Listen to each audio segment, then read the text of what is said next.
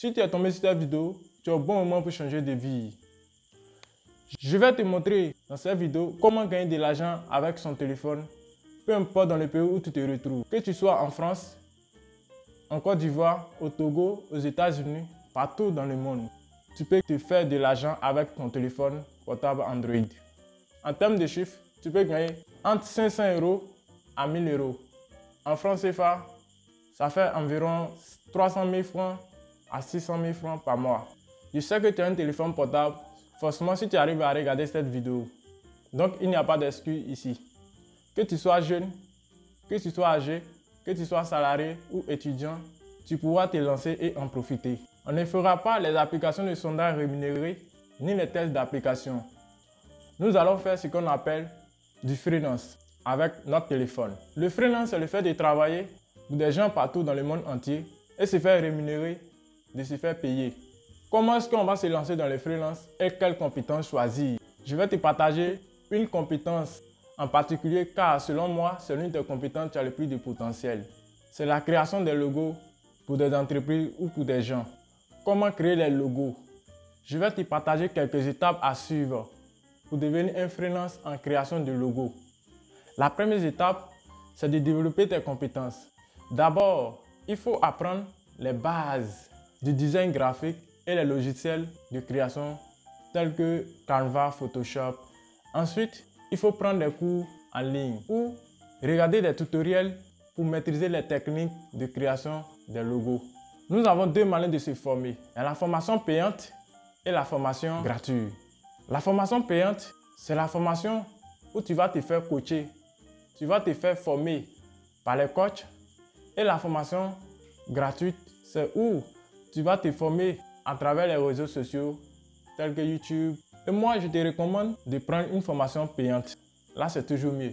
Mais au cas où tu n'as pas assez d'argent pour prendre une formation payante, tu peux te former avec des vidéos gratuites sur YouTube et les tutoriels. La deuxième étape, tu consiste à te construire un portfolio. Par exemple, disons que tu sais créer des logos parce que tu t'es formé. Cette fois-ci, tu vas commencer à créer des logos pour tes proches, pour tes amis gratuitement. Et ensuite, tu vas essayer de prendre les commentaires positifs, constructifs pour t'améliorer. Après, tu vas rassembler tous tes meilleurs travaux dans un portfolio en ligne en te créant un site web personnel. La troisième étape, c'est d'identifier ton style. Quel est ton style? Quel est ce que tu aimes? Crée les logos selon ton style. Juste en t'inspirant sur des meilleurs. Ne cherche pas à inventer les choses. Tout est déjà là. Tu t'inspires sur des meilleurs et tu crées pareil, mais selon ton propre style.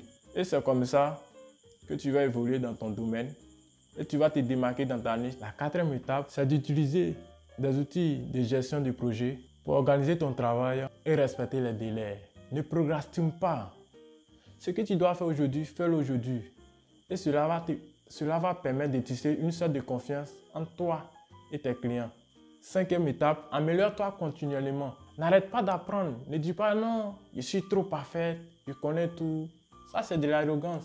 Il faut apprendre toujours. Continue d'apprendre dans ton domaine. On ne finit jamais d'apprendre. Il faut apprendre dans ton domaine. Et reste toujours à t'informer dans les nouvelles tendances de design. Demande des retours à tes clients, des critiques constructives pour t'améliorer encore plus. Comment trouver des clients? Tu vas chercher à trouver des clients autour de toi, dans ton quartier, dans tes connaissances.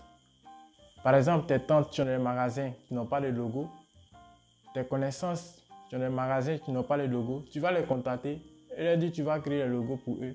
Même si ce n'est que 5 €, tu as commencé. Il y a aussi les plateformes. Il y a plusieurs plateformes, mais moi je vais te présenter que 3. Il y a 5euros.com où tu vas trouver beaucoup de clients francophones. Fiverr où tu vas trouver beaucoup de clients anglophones et Upwork où tu vas trouver beaucoup de clients anglophones aussi. Si tu as les moyens, tu peux créer des contenus autour des réseaux sociaux pour attirer plus de clients potentiels. Le plus important, c'est de trouver ton premier client parce que ce premier client va déterminer la suite pour toi. Avant de commencer encore, je t'invite à t'abonner et à me laisser un pouce bleu car j'ai 2 secrets à te partager qui vont changer tout pour pouvoir avoir plus de clients.